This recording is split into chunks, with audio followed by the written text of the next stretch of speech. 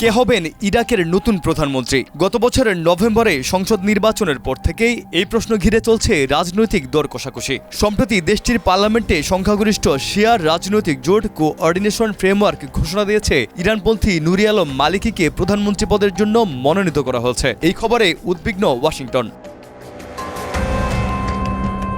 হুঁশিয়ারি এসেছে, ইরান সমর্থিত গোষ্ঠীগুলো ক্ষমতায় এলে ইরাকের উপর আরোপ করা হতে পারে মার্কিন নিষেধাজ্ঞা। এরপর সামাজিক যোগাযোগ মাধ্যমে খোদ মার্কিন প্রেসিডেন্ট ডোনাল্ড ট্রাম্প লিখেন, নুরি আলম মালিকি আবার প্রধানমন্ত্রী হলে যুক্তরাষ্ট্র ইরাককে আর কোনো সহায়তা দেবে না। ট্রাম্প বলেন, মালিকির আগের শাসনামলে দেশটির দারিদ্র্য আর বিশৃঙ্খলা ডুবে গিয়েছিল। তার নীতিমালা ইরাককে আবার অস্থিরতার দিকে ঠেলে দিতে পারে।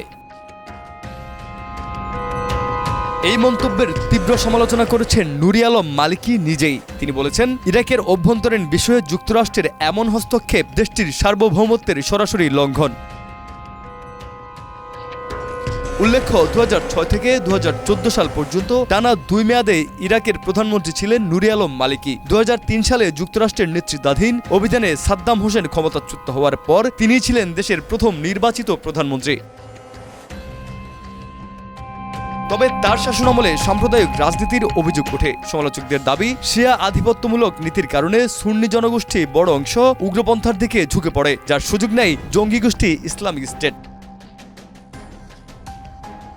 সব মিলিয়ে মালিকির সম্ভাব্য প্রত্যাবর্তন ইরাককে নতুন করে আন্তর্জাতিক চাপ ও অভ্যন্তরীণ অস্থিরতার মুখে ফেলতে পারে বলেই আশঙ্কা বিশ্লেষকদের।